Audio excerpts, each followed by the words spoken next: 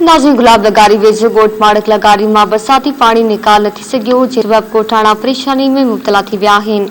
वधीक तफ़सील लाइ पेश आहे फ़कीर अमीन जी रिपोर्ट।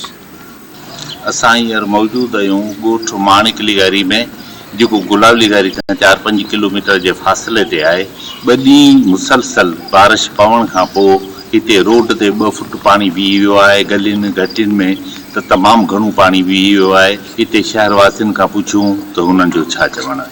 हिते गस कोन्हे, निकाल कोन्हे, मस्जिद में वञण जे लाइ गस कोन्हे। महिरबानी करे ही गस ॾियो वञे, पाणी निकाल करायो वञे। मशीननि ते असांजा आटा बटा पिया आहिनि, उनजो बि गस कोन्हे। अचण वञण जी तमामु तंगी आहे। पर पाणी जेको रोडनि ते रस्तनि ते असांजे घर कचा जेके उन्हनि में पाणी घटनि गोबनि में असांजी माल मतो असांजो ॾुखियो आहे। असांजो ॾाढो जीअण जंजाल थी वियो। बरसातनि जो पाणी हींअर ॾिसो 2 फुट रोड ते बीठो आहे।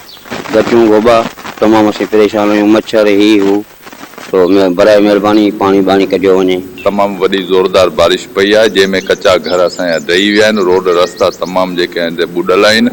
अच वञ जो रस्ते जो निज़ाम जेको आहे धरम भरम लॻो पियो आहे। माण्हू पैदल बि नथो हली सघे, गाॾियूं बि नथियूं हली सघनि। 2 फुट खां मथे पाणी बीठो आहे। इन जे लाइ असीं आला अमलदारनि खे इल्तिजा था करियूं त महिरबानी करे सिस्टम बहाल कयो वञे, ही पाणी निकाल कयो वञे, असां ग़रीबनि जे लाइ बंदोबस्तु कयो वञे। कैमीरामैन सलेमान सां गॾु फ़कीर अमीन, धरती न्यूज़, गुलाब लगारी।